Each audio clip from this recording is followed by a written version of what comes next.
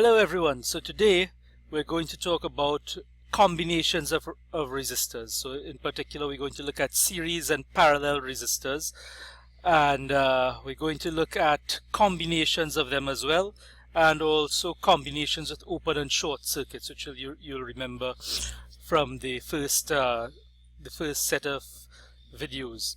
So series circuits refer to components that are connected end to end, and there should be no other components which are connected to the junction. So here we have R1 and R2 that are in series, and we have the same current that is flowing through both of them. There's nothing here in the junction that could divert current out to any other point. So if I wanted to reduce this now to say a single resistance RT, which has the same voltage drop VT and the same current IT, then I will have to find some way to combine these resistances. So for my combined system, I will have VT is equal to IT by RT. So VT we know is VR1 plus VR2 because these voltages are in series, so they add. And we could look at each one of these voltages independently through Ohm's law. So I know that VR1 is I, the current through R1 multiplied by R1, so IT R1, and the same for R2. The same current IT by R2 will give me VR2. So if I just factorize out my IT, I'll get IT multiplied by R1 plus R2, and I could compare here and I will see I have IT here and IT here, and therefore this R1 plus R2 is RT, the total resistance. So that is how we combine elements in series, and I could extend this for n elements, so I could have any number of resistors in series, and then the total resistance RS, R series, is simply the sum of all of these elements. So let's see if we could identify some things if they're in series or not. So here I have in the first instance I have R1 and R2, so we know this is in series because it's just like the one we had before. Again, nothing in the junction. What about this one, R1 and R3? So here, a lot of times a common mistake students make is they say that these two are in parallel. And they think that they're in parallel because they're going in different directions. One is going horizontally and one vertically. But again, we see if we inject a current here, the same current that flows through R1 is going to flow through R3. So these are again in series. Now what about this arrangement here with R1, R2 and R3? Which of these are in series? So if we inject a current here, what is going to happen is the current will split. So that we can't say that R1 is in series with R2, we can't say that R3 is in series with R2, or R3 is in series with R1. So here we have a situation where nothing is in series, and this is one of the common mistakes. A lot of times students will still say R1 is in series with R2 even though we have this separate path for current to flow here. So that is something to be careful with. Now a lot of times what we'll have is we will have a voltage across the whole arrangement, and we would want to find the voltage across just one component, or the current across through one component. So what we would need to do is to find out a relationship between the total voltage and the voltages across each one of the components. So here we will see we have VR1, which is the voltage across one resistor, is equal to the total voltage multiplied by the ratio of R1 to the total arrangement.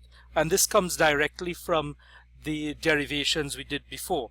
So I know that, for example, IT is equal to IR1 and IR2, so I can say that IT is equal to VT on R1 plus R2. And this is the same as VR1, sorry, the same as IR1, which is VR1 over R1. And there I could just cross multiply and I will get VR1 is equal to R1 over R1 plus R2 multiplied by VT. So that is how we derive the what we call the voltage divider equation. And this means if I have the voltage across a number of components, how are they divided amongst those components?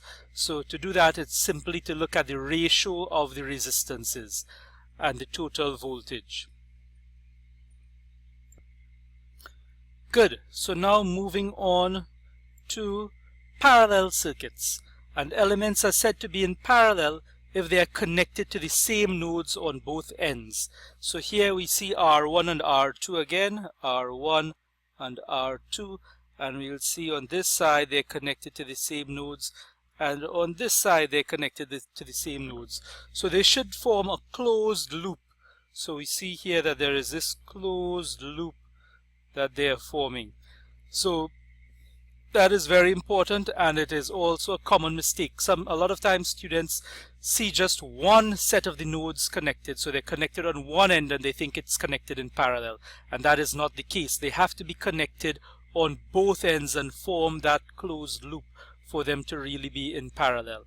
Now if we want to derive the equivalent impedance, again we want to turn this parallel arrangement into just a single resistor with VT across it and IT through it, and we are going to have now a total resistance IRT. Again, it is going to give us VT is equal to IT by RT, and we have to essentially now find what is RT in terms of R1 and R2. So previously for the series circuits we had the current through each being the same. Now we have the voltage across both of them as the same. So we have IT, the total current, is equal to the sum of the currents through the resistors. So we have VT is equal to, IT is equal to IR1 plus IR2. And now we could substitute. We know IR1 is equal to V1 on R1 and IR2 is equal to V2 on R2. Since VR1 is equal to VR2 is equal to the total voltage across the arrangement, we could substitute V1 and V2 with VT. And then we could pull that out and we'll get IT is equal to VT multiplied by R1 on R2. Sorry, 1 on R1 plus 1 on R2. So here this is in the form of IT is equal to VT on RT. So we have in this case 1 on RT, since this is VT multiplied by 1 on RT. We have 1 on RT is equal to 1 on R1 plus 1 on R2. And we could generalize this and say for any number of components in parallel, if we have n resistors in parallel, then 1 on the equivalent parallel resistance RP is equal to 1 on R1 plus 1 on R2 plus all the values down to 1 on Rn. Now for the simple case of 2 resistors, we could reduce this to Rp is equal to R1 R2 over R1 plus R2, and we get that straight from this equation here. We just combine them into one fraction. So if we have that, then the way we refer to this is product over sum. So it is the product of the resistances over the sum of the resistances. And that is a very important result. It's something you will use, a shorthand method you will use to reduce resistances all throughout the course. But this product over sum is only true for 2 components. It doesn't work if you go to 3 and 4 and anything larger than 2. Okay?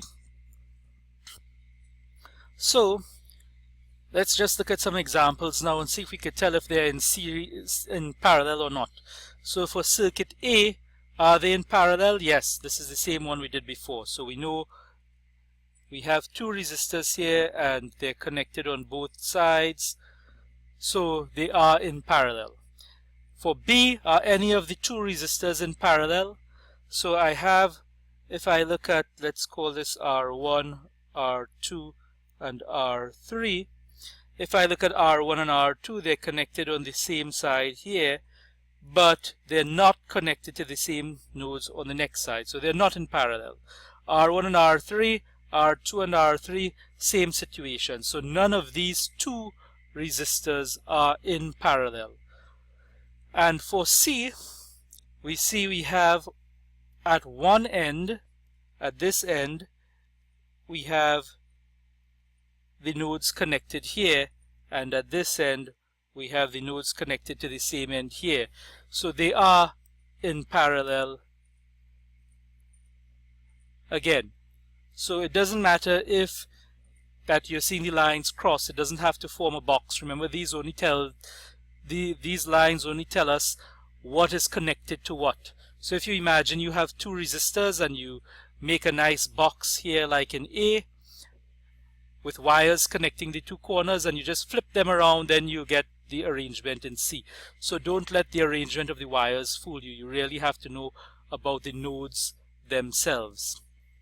So just like we needed to find a relationship between the total voltage and the voltage across each component for series circuits, we need to do the same thing for parallel circuits, except this time we know the voltage across both components is the same. Now we need to find what is the current through each component as a function of the total current. So we have VR1 is equal to VR2 is equal to VT, and this time we could derive IR1 is equal to IT multiplied by R2 over R1 plus R2. So notice here, even though we are looking at R1, what is on top is R2, not in fact R1.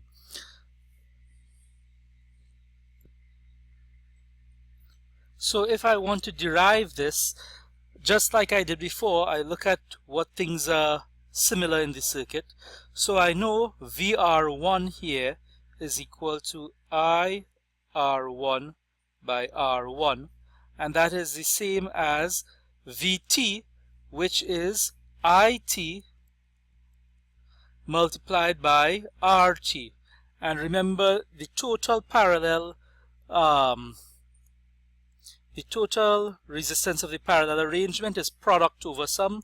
So that is IT is equal to R1 R2 over R1 plus R2. So now if I just cancel here R1 and R1, I get IR1 is equal to IT multiplied by R1, R2 on R1 plus R2. So very simply, once you know the parallel arrangements, the series arrangements, once you could combine those resistances, you could derive this current divider rule very easily. So we have the current divider rule and the voltage divider rule. The voltage divider rule is for series circuits, and it told us what was the voltage across one of the components as a function of the total voltage.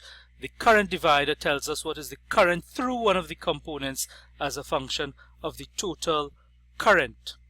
So just in summary, we have for series circuits RT is R1 plus R2, and for parallel circuits we have RT is equal to the product over the sum R1 R2 over R1 plus R2. So if we have combinations now, we could, like this one here, we have R1, R2, R3, and we saw before that none of these were in parallel. We could still make some reductions by looking at if things are in series then in parallel. So we could use our knowledge of series and parallel to reduce circuits like this to single resistances. So here, even though nothing is in parallel, we could see that R1 is in series, R3 is in series with R2. So we can reduce this circuit to R1 and R2 in parallel with R3. And remember, these two parallel lines means we have a parallel arrangement. Sorry, this should be plus R2 in series with R3. So now we have R1, and we could see that we have the same nodes connected on this side and this side. So we could turn this into to a single resistance, which is R1 in parallel with R2 plus R3. And now we have a single resistance that represents the whole circuit. So this is what we will do in the next class, and look at some simple circuit reductions and how we could use them to find voltages and currents. But before we do that, we need to look at one last thing, which is how we combine open circuits and short circuits in series and parallel. So we have here a series circuit followed by an open circuit. Now remember, the open circuit impedance is infinite. So if we have R1 plus infinity, which is an open circuit, it will result in infinity. And in this case, we have R1 in parallel with an open circuit, and you could see clearly here it's basically like you have R1 alone. So R1 in parallel with infinity will give you R1. And for short circuits, you'll see that if we have R1 in series with a short circuit, it's basically like we have R1 alone. But if we have R1 in parallel with a short circuit, then essentially this node and this node becomes the same node. So if we look at product over sum, R1 by 0 over R1 plus 0, that is going to give us 0. Good. So to summarize, R1 plus an open circuit should give us an open circuit, which is R1 in series. R in series with a short circuit is R. R in parallel with an open circuit is R, and R in parallel with a short circuit is a short circuit. So that is all we'll do for today. These are two examples you could do, and post your answers on the forum. So in summary, today we looked at series circuits, parallel circuits, how to reduce single circuits to a single resistance, and we looked at open circuit and short circuit combinations. Next time we're going to look at some applications of these. So we look at solving simple circuits with only one source, and we have combinations of resistors, and we're going to turn them in. We're going to reduce the circuit by using our series and parallel arrangements and bring them down to a single resistance, and then solve for the currents and voltages in them.